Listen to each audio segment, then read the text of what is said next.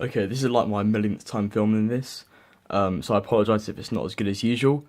But yeah, welcome to Wednesday One Looks episode. I don't know, it's been ages since I made one of these. But yeah, before I actually make this, I wanted to go through some announcements. I'm probably going to put a caption somewhere to say, like when I'm actually going to start making the video that this is titled. But I thought I'd just go through some announcements and some stuff that I want to talk about. So firstly, I'll be going to Euros. Lots of people on Facebook should already know this, but if you don't have Facebook, then you wouldn't know. So yeah, I'm going to Euros, hoping to see a lot of cool people there. And yeah, it's going to be a great time. Don't expect any comp videos before then. It is my next comp, so it's going to be a while. And the reason I'm not going to comps in the meantime is my next reason, and that's that I've got GCSEs. I'm revising a lot, and I don't have much time to keep as seriously as I was beforehand. So yeah, that's the main reason why I haven't been making videos. So yeah, I'm still actually doing quite well. I've got like a 735 3x3 average of 100.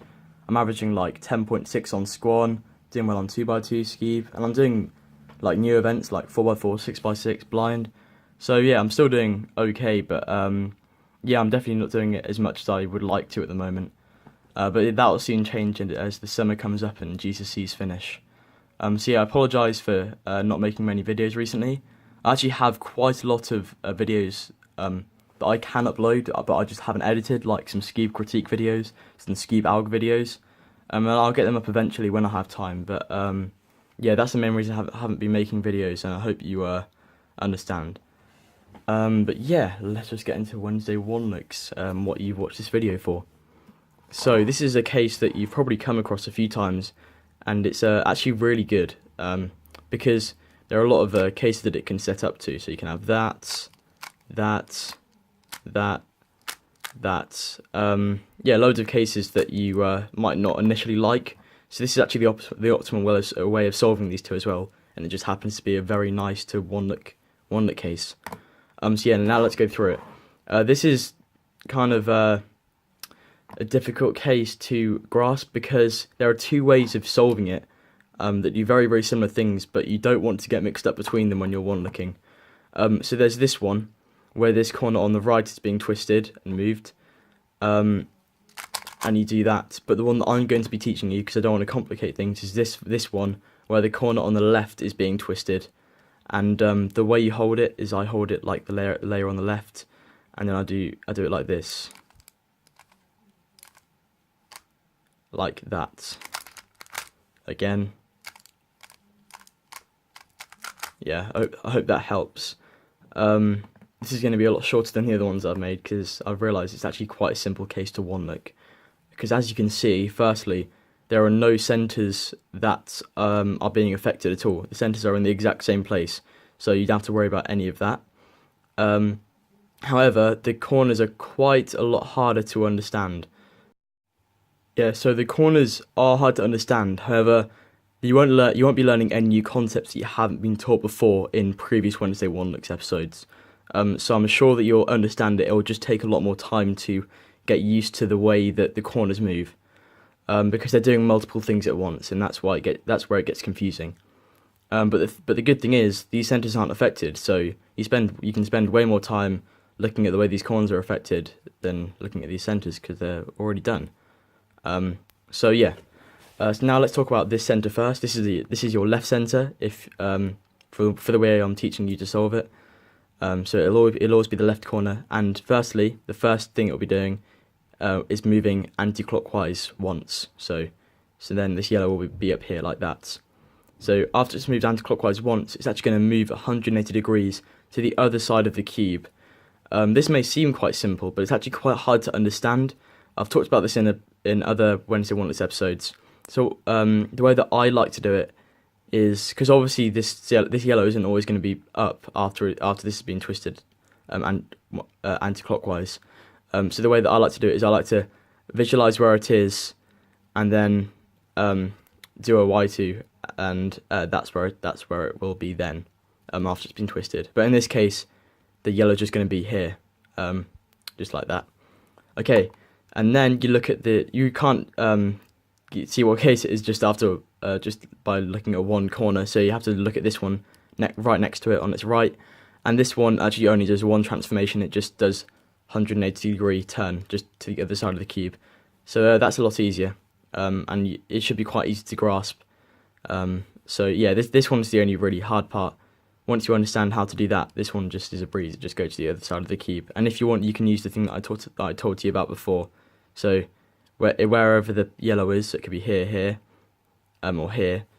You notice where it is. So imagine if the yellow is here, you do a Y2, and that's where it will be after that. So yeah, I'm just gonna do some examples now, because even though it is a simple concept, it might take a while to understand. So yeah, okay. So now let's get started. I'm doing this on the green layer, by the way. So I tend to do centers first, but it doesn't really matter. So firstly, I noticed that it's going to be this one solved and this U center here, and these two are opposite. So it could either be a hedge or a bad case, like an almost sledge or hedge case, or like a sledge or hedge to pure peanut case, pure pie case.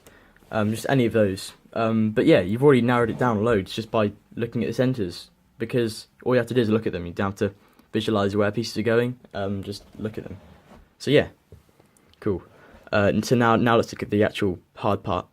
So this left corner, it's moving anti-clockwise that way. So that means this blue one will be right here like that. So now we know if we do a Y2, this one is going to be here with this blue facing right there like that. So now we know this blue's facing here. So it's either going to be peanut or pie, because, and it can't be all an L5C case, because we already know that one of them isn't facing up. So now let's look at this. This one moved to the other side of the cube, so now we know it's peanut. So we have one blue here and one blue here. That immediately means that we have one blue here, just because of the way that the cube works. You'll notice a lot of patterns. If you do this a lot, if you just look at these two, you'll actually know exactly what case it will be. But that's after a lot of practice. So yeah, that won't come naturally, but it will. You'll understand it eventually. So most of the time, I'll be able to walnut this in like 2 to 3 or 4 seconds, just because I noticed these two and I know exactly where it will be, rather than having to track what each piece will do. But yeah, that's way more advanced stuff. You don't have to worry about that. So this piece, it does an anti-clockwise turn like that.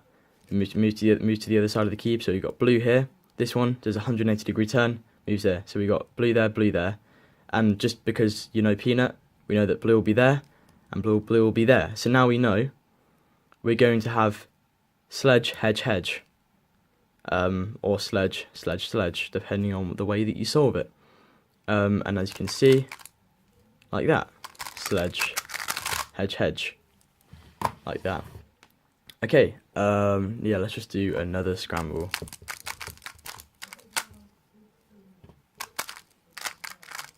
Okay, now, so now let's look at these two. If I were in a solve again, I'd just be able to immediately know that it's peanut, but let's go more into it. Let's look at the centers first, obviously. Opposite center, U center, that center. So this is either a really good or really bad case, because pie plus swap perm isn't so good, but peanut plus swap perm is always two sledges. So yeah. So let's look at them. So this one moves anti-clockwise, and it's there. So then it moves over there, like that, because, oh yeah, I'll do that a bit more in depth. That was a bit too fast. So it moves anti-clockwise. So I'll just I'll go through it a bit more slowly. Moves anti-clockwise, meaning the green will be here. Then it moves onto the other side of the cube, meaning the green will be here. So now I know this green will be facing up like that. Now this one, does a 180-degree movement. So I'll use my trick that I talked about. Do a Y2 there. So now we know we got green there, and that immediately means that we have green there. And if you notice, if green's here, it's connected to this U center. And if we have green here and green here, we know that it's just sledge, because we have this adjacent center here. We don't want to do it towards here, otherwise you're going to get Z-Perm.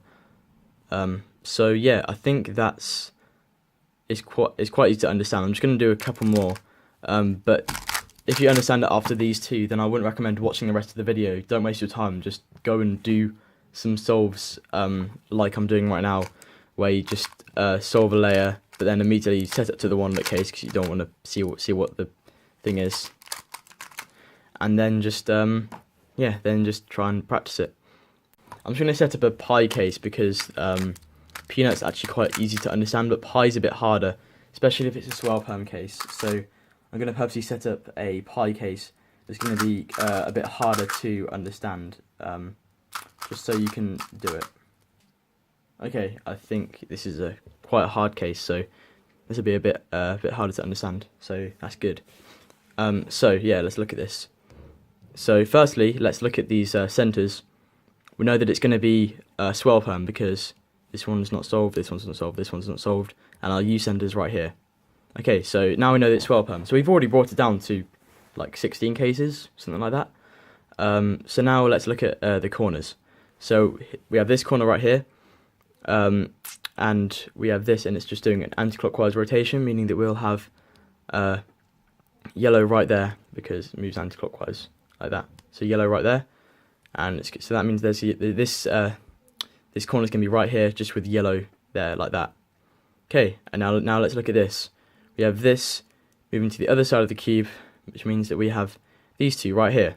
So if we have these two like that, it means that we have those two like that because it's pi.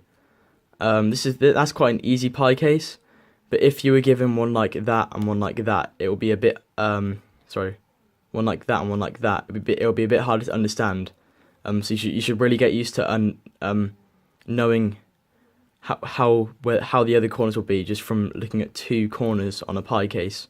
But yeah, in this case it was quite easy, so that's good. So we just got these two right there, meaning that we got these two right here, meaning that we'll have a hedge case. So we know we have hedge plus swirl perm. Unfortunately, the hedge plus swirl perm cases are quite hard to understand because you have to look at these top pieces right here, meaning that we're going to have to look more in depth on exactly where the pieces will go, and this is where it gets a bit confusing for cases like this, and that's why I wanted to show it to you. Okay, so I was finding that quite hard to understand to Word, so I'm just going to try and make it a bit more simple. So we know that these two are going over here, so we don't know about the corners here. So now we look at the remaining yellow corners, because we know about these two, so there's only two more, these two.